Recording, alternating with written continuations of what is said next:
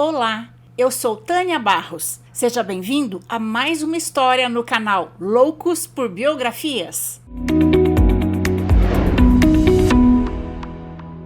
Hoje vamos conhecer um pouco da vida e da obra do italiano Leonardo da Vinci. Da Vinci é reconhecido como o maior gênio da humanidade e a pessoa dotada com mais talentos que já tenha vivido. Com sua mente inquisitiva e genial, Leonardo não se limitou às artes. Ele expandiu seus conhecimentos em várias áreas e fez trabalhos como engenheiro, arquiteto, matemático, anatomista, pintor, escultor e até músico. A profundidade e o alcance de seus interesses não tiveram precedentes. Sua mente e personalidade parecem sobre-humanos para nós. Da Vinci é considerado um dos maiores pintores de todos os tempos. O desenho do homem vitruviano feito por ele também é tido como um ícone cultural e foi reproduzido em várias partes, desde na moeda de €1 até camisetas e brindes. Ele é considerado a figura central do Alto Renascimento italiano, período que não por acaso coincide com a sua vida. Os quadros renascentistas possuem várias camadas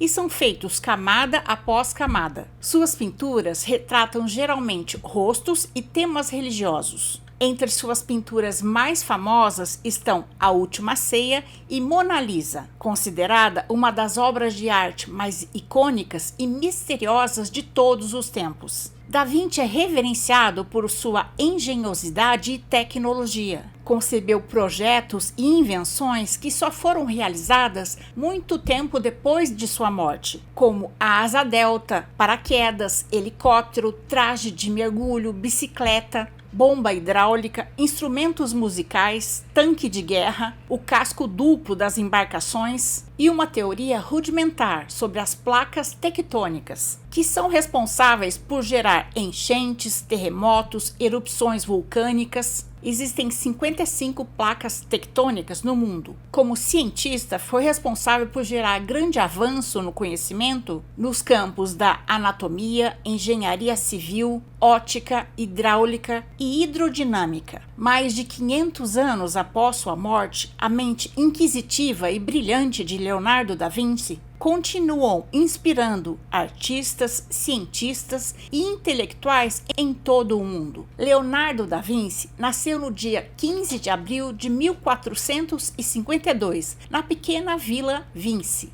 numa época de grande fermento político e cultural, o Renascimento. Era filho ilegítimo do tabelião Piero da Vinci com a camponesa Caterina Lippi, de 15 anos. Como filho ilegítimo, não tinha o direito de usar o sobrenome do pai. Todos o conheciam apenas como Leonardo da Vinci, vila onde nasceu, costume da época. Logo após seu nascimento, seu pai casou-se com uma jovem nobre de Florença, Albertina, de 16 anos. Quando Leonardo estava com 4 anos, sua mãe também se casou com um homem de caráter violento e Leonardo passou a morar com seu avô Antônio. Leonardo não teve formação escolar, era autodidata, o que o impediu de seguir uma carreira acadêmica. Quando estava com 13 anos, seu avô faleceu e Leonardo passou a viver com sua madrasta e seu pai em Florença. A família Médici era a família mais rica e importante de Florença e governava a cidade. Seu pai era tabelião e, como primogênito, Leonardo teria direito de suceder seu pai, mas como era bastardo, não teve esse direito. A condição de filho ilegítimo tornava Leonardo uma pessoa sem oportunidades.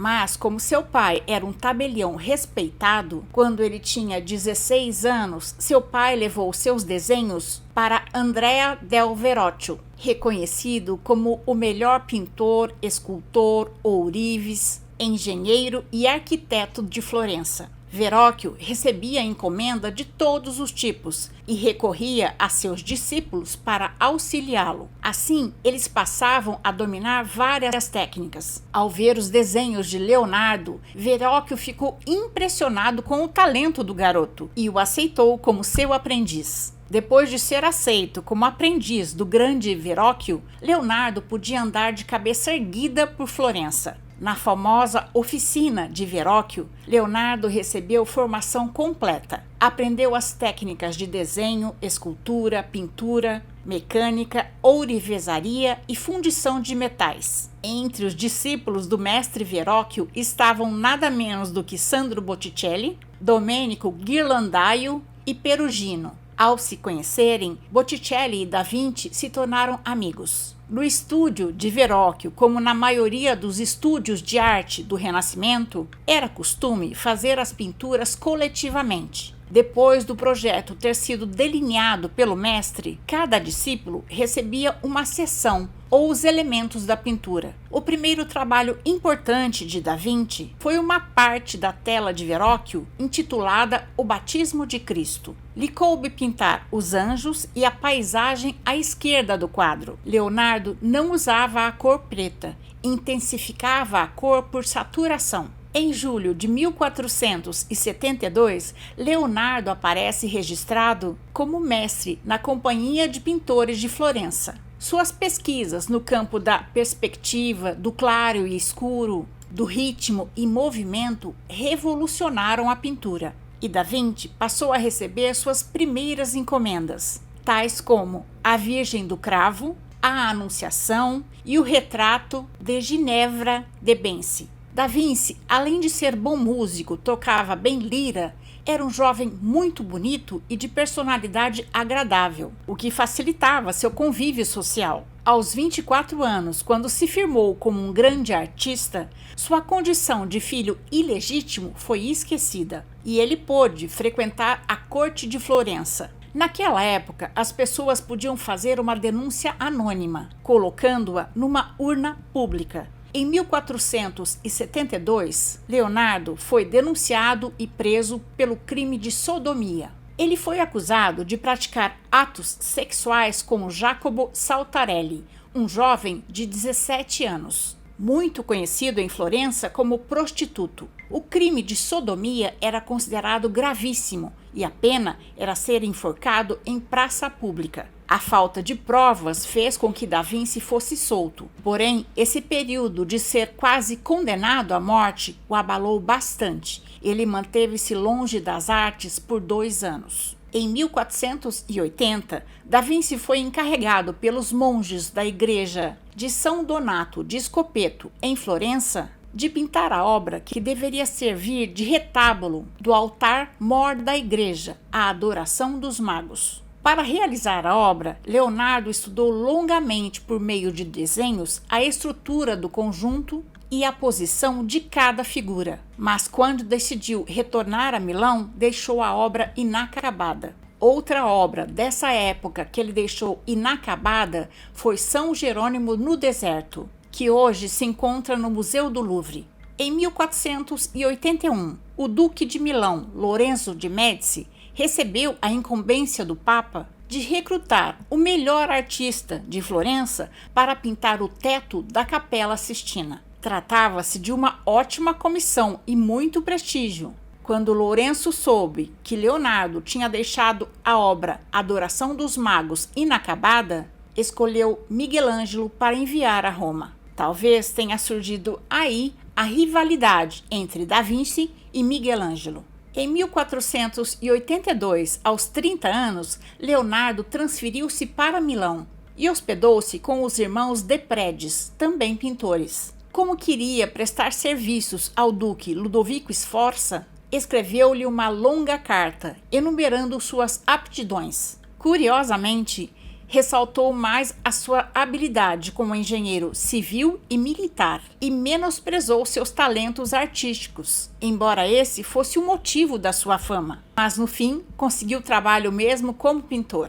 Em 1483, recebeu uma prestigiosa encomenda da Irmandade Franciscana, que precisava de uma tela para ser peça central do altar-mor da igreja, e pintou o quadro A Virgem das Rochas. Essa obra é um grande resultado da técnica de chiaroscuro, que consiste em contrastes entre luz e sombra. Quando Da Vinci entregou a obra, O grupo religioso reagiu com horror, dizendo que ele tinha enchido o quadro com detalhes perturbadores e pediu-lhe que fizesse uma versão mais ortodoxa da obra. Supõe-se que essa versão foi iniciada por Leonardo e concluída por Ambrogio de Predis durante seu tempo em Milão, com a intenção de compensar seu desconhecimento nas disciplinas acadêmicas. Da Vinci estudou gramática e latim e leu obras do filósofo Aristóteles, do matemático Euclides e vários tratados sobre proporção, perspectiva, geometria, física, medicina, ciências naturais, demonstrando sua insaciável busca por conhecimento. Leonardo tinha a habilidade para mesclar arte e ciência. Era fascinado pela natureza. Passava horas observando e admirando o crescimento das plantas, o movimento das águas, o padrão das nuvens, o vento, o ar, o voo dos pássaros, principalmente dos falcões. Ele tinha o hábito de comprar pássaros engaiolados e libertá-los. Amava os animais e se negava a comer carne. Estudou anatomia dissecando corpos de animais e depois de humanos, e fez desenhos e esboços detalhados de órgãos e o movimento dos corpos em seus cadernos. Por volta de 1486, após uma epidemia de peste negra que matou quase metade da população de Milão, em sua maioria pobres, Leonardo voltou seus pensamentos para os problemas de planejamento urbano. Começou a elaborar um projeto da cidade ideal, mas devido aos seus custos excessivos, não pôde ser construída. Nas ruas estreitas e escuras de Milão, o lixo se espalhava. Não havia encanamento e a água se contaminava com o lixo. Leonardo queria que se fizesse um tipo de encanamento que passasse por baixo das residências, porque assim a água não se contaminaria com o lixo. Da Vinci costumava registrar tudo em seus cadernos e escrevia suas anotações de forma espelhada, da direita para a esquerda. Ele era ambidestro, preferencialmente canhoto. Naquela época, para escrever, tinha-se que molhar a pena na tinta, e por ser canhoto, ele acabava passando a mão em cima da tinta e acabava borrando. Talvez seja esse o motivo dele escrever espelhado. Mas a escrita espelhada de Da Vinci o tornou mais genial e misterioso. Paralelamente às investigações de anatomia, Leonardo realizou estudos complexos sobre as proporções do corpo humano. Um de seus desenhos mais famosos é o homem vitruviano. Tirando medidas exatas dos homens que ele conhecia, ele descreveu uma figura masculina nua com proporções perfeitas, em duas posições sobrepostas com braços e pernas abertos, dentro de um círculo e de um quadrado, que são figuras geométricas perfeitas, e o umbigo do homem é o centro do círculo. Comparou seus resultados com o de Vitrúvio, arquiteto romano do século I depois de Cristo, que descobriu que o corpo humano perfeito cabe dentro de um círculo e de um quadrado, quando as pernas e braços estão abertos. As anotações precisas de Leonardo corrigiram os erros de Vitrúvio, e Da Vinci produziu um estudo de referência sobre as proporções humanas. Leonardo acreditava que os movimentos da alma podiam ser vistos ao se observar com atenção a linguagem corporal das pessoas, e dedicou-se a desenhar seus gestos e expressões faciais. Fazia esboços das pessoas falando, bocejando, espirrando, rindo e chorando. Os movimentos musculares eram parecidos e levava seu caderno sempre com ele. Em 1488, Ludovico Sforza encarregou Leonardo de construir a maior estátua equestre do mundo, em homenagem ao seu pai, Francesco Sforza. O modelo de argila de 7 metros de altura foi construído em 1494 e exibido perto da Catedral de Milão, provocando admiração em todos. A obra não foi fundida em bronze porque as 75 toneladas necessárias para fundi-lo foram confiscadas de Leonardo por Ludovico Sforza para fabricar canhões, para poder defender a cidade da invasão de Carlos VIII da França. Durante o período que Leonardo esteve em Milão, o Duque Ludovico encarregou-o de múltiplas tarefas. Além de conceber um projeto urbanístico completo para a cidade, projetou a cúpula da Capela de Milão, um vasto sistema de irrigação e abastecimento da cidade, e fez retratos magníficos, como o da amante do Duque, Cecília Gallerani. A obra é conhecida como A Dama com o Arminho. A cabeça e o corpo de Cecília estão em lados opostos, mania que se repete em várias de suas obras.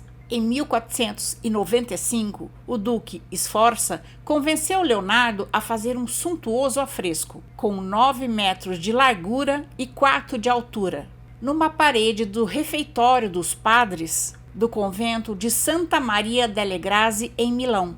O afresco ilustra a última ceia de Cristo no momento exato em que ele anuncia a seus 12 apóstolos que um deles o trairia. Foram 3 anos de trabalho, desenhando e redesenhando as figuras da última ceia. Essa obra marca o auge das pesquisas artísticas de Leonardo. Seus estudos de anatomia e movimento corporal e sua vontade de traduzir em pintura os estados da alma levaram-no a criar essa obra magnífica, com cada apóstolo mostrando perfeitamente suas emoções, surpresos ou desolados diante do trágico anúncio de Cristo. A última ceia sofreu uma série de danos. No século XVII, um padre do mosteiro abriu uma porta em sua parte inferior, eliminando os pés de Cristo. Quando a pintura começou a descascar, houve diversas restaurações que alteraram sua pintura original. No século XIX, a obra foi danificada durante a invasão das tropas de Napoleão e no século XX, durante os bombardeios na Segunda Guerra Mundial. Em 1498, fez sua primeira tentativa para uma máquina voadora para os homens, parecida com uma asa delta. Para isso, ele estudou todos os músculos do corpo humano, como se as asas fossem extensões do braço. Como seus modelos eram muito pesados para funcionar, Leonardo imaginou um voo vertical, impulsionado por um parafuso aéreo, que pode ser considerado o ancestral da hélice. Em 1499, as tropas do rei da França, Luís XII, invadiram Milão e depuseram o Duque de Milão, Ludovico Sforza, protetor de Leonardo. Sem ter mais um mecenas em Milão, Leonardo foi embora da cidade. Inicialmente foi para Veneza e depois levou uma vida nômade, se mudando conforme as encomendas dos diversos patronos. Na viagem para Veneza, Leonardo parou em Mântua, onde deu início ao retrato da marquesa Isabela d'Este, e aproveitou sua reputação de engenheiro militar para estudar o sistema defensivo pelas autoridades venezianas, ameaçadas pelos turcos otomanos. Em 1502, Da Vinci foi nomeado engenheiro militar e acompanhou o príncipe e cardeal César Borgia, filho ilegítimo do Papa Alessandro VI. César Borgia foi sem dúvida um dos homens mais frios e perversos da história. Foi imortalizado na obra máxima de Nicolau Maquiavel, O Príncipe. Da Vinci investigou as fortificações dos territórios recém-conquistados por César. Fez desenhos topográficos relacionados às estratégias de guerra, torres de defesa, catapultas gigantes. Projetou um canhão com 3 tonos para o exército e concebeu um sistema de barricadas móveis para proteger a cidade de um ataque naval. Mas quando Borgia mandou matar 3 capitães do exército, um deles amigo de Leonardo, ele deixou a corte de Borgia e voltou para Florença. Depois, sem sucesso, tentou prestar serviço ao sultão otomano Bajazet II de Istambul, propondo a construção de uma ponte sobre o Estreito de Bósforo. A ponte nunca foi construída, mas o desenho com a visão de Leonardo foi ressuscitado em 2001, quando uma ponte menor, baseada no projeto dele, foi construída na Noruega. Em 1503, Francesco del Giocondo, um comerciante de Florença, encomendou a Da Vinci o retrato de sua esposa, Lisa del Giocondo, a Mona Lisa, para comemorar o nascimento do segundo filho do casal e a mudança deles para uma casa nova. A falta de joias e a simplicidade do vestido da modelo denotam sua condição relativamente modesta. A obra foi concluída em 1507 e se tornou o quadro mais célebre da pintura ocidental. Nessa obra, com o esfumato, técnica desenvolvida por Leonardo, ele consegue produzir com perfeição a textura da pele humana, através de uma série de camadas de tinta que dão um efeito esfumaçado, sem contorno. Nunca ninguém conseguiu superá-lo. A pintura é famosa também pelo sorriso agradável e quase divino de Mona Lisa. Em 1513, Da Vinci pintou sua última obra, São João Batista. De 1513 a 1515, Leonardo viveu em Roma e Florença, trabalhando para Giuliano de Médici, na drenagem dos pântanos da cidade de Pontínia. Ao mesmo tempo, continuou a estudar hidráulica e iniciou uma série de desenhos com o tema do dilúvio. Decepcionado com os Médicis, que só lhe confiavam trabalhos menores, Da Vinci aceitou o convite do rei francês Francisco I de Amboise, que o instalou no solar de Clos-Lucé, que ficava próximo à residência do rei no castelo de Amboise. O rei lhe disse: "Aqui serás livre para sonhar, pensar e trabalhar."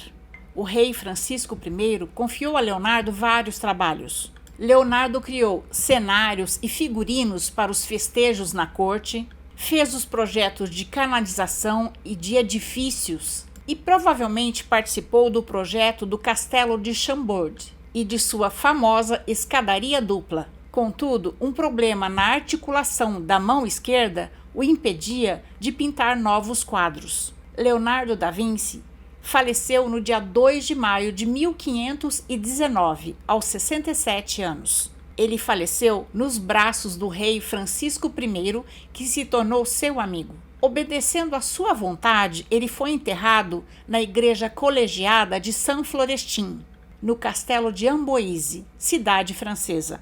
Em toda a sua vida, Leonardo não perseguiu nem dinheiro nem fama, mas a perfeição em seus trabalhos. Talvez por isso tenha demorado e deixado sem concluir muitas de suas obras. Ele deixou pouco mais de 30 obras concluídas. Só no final do século XIX, os cadernos e anotações de Leonardo se tornaram acessíveis ao público.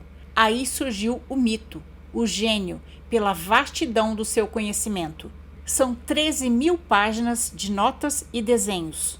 Os tópicos variam de botânica, medicina, astronomia, música lírica, anatomia. Parece que a partir do conteúdo dos seus cadernos ele estava planejando uma série de tratados que seriam publicados sobre uma variedade de assuntos. Uma de suas anotações mostra espelhos côncavos que concentrariam raios de luz a partir de diversos ângulos, o que ajudou no estudo da ótica. No seu tratado de anatomia, ele fez diversos desenhos para ilustrar seus estudos, como de embriões, olhos, músculos e tecidos. Outra contribuição foi para a física, desenvolvendo teoremas de inércia, ação, reação e força. O Codex Leicester é a única grande obra científica de Leonardo em mãos privadas. Ele pertence a Bill Gates e é exibido uma vez por ano em diversas cidades do mundo. Trata-se de uma ampla variedade de tópicos que incluem estudos de anatomia, meteorologia, hidráulica, cosmologia, geologia, paleontologia, entre outros estudos científicos e técnicos. Da Vinci deixou a maior parte do seu dinheiro e a maioria dos seus trabalhos para seu pupilo, Francesco Melzi. No dia 21 de agosto de 1911, o Louvre, como quase todos os museus do mundo, estava fechado por ser segunda-feira. Somente alguns funcionários faziam trabalhos de manutenção e reforma nos salões do Louvre. Entre eles, o pintor de parede Vincenzo Perugia, que neste dia roubou o quadro da Mona Lisa do Louvre. A Gioconda de Leonardo só foi encontrada 2 anos depois na Itália. Vicenzo alegou patriotismo, queria levar Mona Lisa novamente para a Itália e vingar-se de Napoleão, que no século anterior teria confiscado a obra. Só que, na verdade, foi Leonardo da Vinci quem vendeu o retrato de Mona Lisa para o rei francês Francisco I, em 1516, enquanto estava hospedado no castelo, por 4.000 taleres de ouro, um valor significativo para a época. Vicenzo Perugia foi condenado a 1 ano e 15 dias de prisão. E essa é a nossa história de hoje. Eu espero ter contribuído para que seu dia seja bom. Se você gostou, dê seu like, 5 estrelas no Spotify, faça seu comentário, compartilhe esse conhecimento com outras pessoas. Antes de terminar, eu quero agradecer aos apoiadores deste canal: Priscila Figueiredo, Leandro Figueiredo, Maristela Olson, Silvio Dionísio, Almir Feitosa e professor Carlovan Porto. Muito obrigada, pessoal! E se você também quiser apoiar o canal, o link do projeto no Catarse está na descrição da biografia. O canal Loucos por Biografias traz novas histórias aos sábados às 14 horas. Até a próxima história!